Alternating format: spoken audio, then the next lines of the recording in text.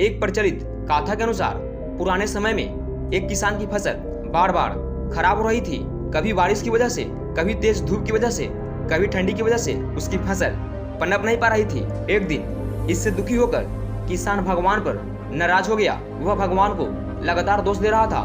तभी वहां भगवान प्रकट हुए। किसान ने भगवान से कहा कि भगवान, आपको खेती की बिल्कुल भी जानकारी नहीं है। आप गलत समय पर बारिश करवा देते हो, कभी भी तेज धूप और ठंड बढ़ा देते हो। इससे हर बार मेरी फसल खराब हो जाती है। आप मेरी अगली फसल तक मेरे अनुसार मौसम कर दीजिए, जैसा मैं चाहूँ वैसा ही मौसम रहे। ये बातें सुनकर भगवान ने कहा, ठीक है, अब से ऐसा ही होगा।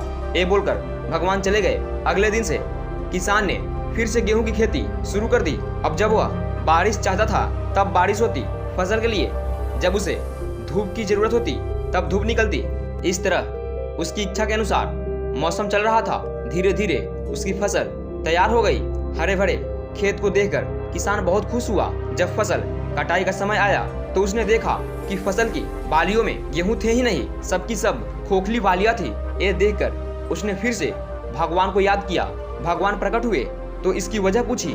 भगवान ने कहा कि तुम्हारी फसल ने बिल्कुल भी संघर्ष नहीं किया है, इस वजह से एक खोखली हो गई है। जब फसलें तेज बारिश से, तेज हवा में खुद को बचाए रखने का संघर्ष करती है, तेज धूप से लड़ती है, तभी उसमें दाने बनने की प्रक्रिया शुरू होती है। जिस तरह सोने को चमकाने के लिए आग में तपाना पड़ता है, ठीक उसी तरह फसलों के लिए भी संघर्ष जरूरी होती है।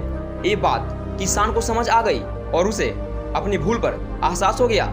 इस कहानी से हमें यही सीख मिलती है कि जब तक हमारे जीवन में बाधाएं नहीं आती है, तब तक हमारी प्रतिभा में निखार नहीं आता है। बाधाएं ही हमें साहसी बनाती है। परेशानियों की वजह से ही हमारा सही विकास होता है। तो आज के लिए बस इतना ही।